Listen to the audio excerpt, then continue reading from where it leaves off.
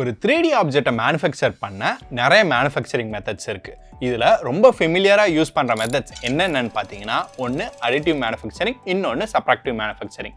இப்போ நான் காட்டுற இந்த இமேஜை பார்த்தீங்கன்னா உங்களுக்கு ஒரு ஐடியா கிடைக்கும். அடிட்டிவ் மேனுஃபேக்சரிங்னா என்ன, சப்ட்ராக்டிவ் மேனுஃபேக்சரிங்னா என்னன்ட்டு.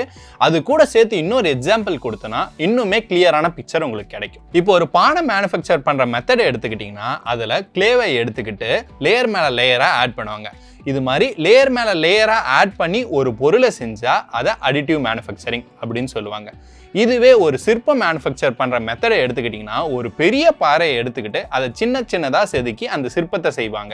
இது மாதிரி ஒரு பெரிய பொருளை எடுத்துக்கிட்டு அதில் சின்ன சின்னதா செதுக்கி செய்யற பொருள் எல்லாம் சப்ட்ராக்டிவ் மேனுஃபேக்சரிங்க சேரும். இப்போ நான் சொன்னதை வச்சே உங்களை சுத்தி இருக்க பொருள்லாம் என்ன மேனுஃபேக்சரிங் மெத்தடால உருவாக்கப்பட்டது அப்படின்றத கண்டுபிடிக்க முடியும். இப்போ என்ன சுத்தி பாத்தீங்கன்னா இந்த டேபிள், இந்த 3D பிரிண்டர்ல இருக்க ஸ்க்ரூ, போல்ட்லாம் சப்ட்ராக்டிவ் மேனுஃபேக்சரிங்கால உருவாக்கப்பட்டது.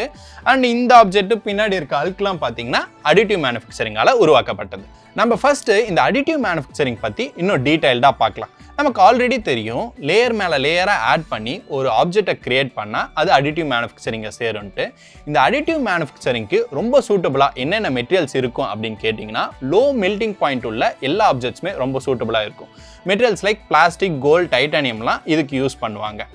இந்த அடிட்டிவ் மேனுஃபேக்சரிங் மெத்தடோட அட்வான்டேஜ் இதுல மெட்டீரியல் வேஸ்டேஜ் ரொம்ப கம்மியா இருக்கும். And 3D printing, aerospace, medicals, transportation, energy conservation, consumer ப்ராடக்ட்ஸ்னு நிறைய ஃபீல்ட்ஸில் அடிட்டிவ் மேனுஃபேக்சரிங் தான் மேசிவாக யூஸ் பண்ணுறாங்க. இதுவே நம்ம சப்ட்ராக்டிவ் மேனுஃபேக்சரிங் மெத்தட் எடுத்துக்கிட்டா, அது ஒரு பெரிய சாலிட் பிளாக் எடுத்துக்கிட்டு லேயர் பை லேயராக ரிமூவ் பண்ணி ஒரு ஆப்ஜெக்ட் கிரியேட் பண்ணுறதால காம்ப்ளெக்ஸான ஆப்ஜெக்ட்ஸ் மேக் பண்ண இது ஒரு ப்ரிஃபரபிளான மெத்தட் கிடையாது. அதுக்குன்னு சப்ட்ராக்டிவ் மேனுஃபேக்சரிங் யூஸ் பண்ணி எந்த ஒரு ஆப்ஜெக்ட்ஸும் கிரியேட் பண்ண முடியாதுன்னு கிடையாது. வித் லிமிடேஷன்ஸ் இந்த மெத்தட் யூஸ் பண்ணியும் ஆப்ஜெக்ட்ஸை கிரியேட் பண்ணலாம். அண்ட் இந்த ஆப்ஜெக்ட்டை லேயர் பை லேயரா ரிமூவ் பண்ணி கிரியேட் பண்றதால மெட்டீரியல் வேஸ்டேஜும் ரொம்பவே அதிகமாக இருக்கும். மெட்டல்ஸ் ரிலேட்டடான 3D ஆப்ஜெக்ட்ஸ் கிரியேட் பண்ண சப்ட்ராக்டிவ் மேனுஃபேக்சரிங் ஒரு நல்ல மெத்தட்னே சொல்லலாம். இந்த சப்ட்ராக்டிவ் மேனுஃபேக்சரிங் பண்ண மேனுவல் ரிமூவல், ட்ரெடிஷ்னல் மிஷின், அப்புறம் CNC மிஷின்ஸ் கூட யூஸ் பண்ணலாம்.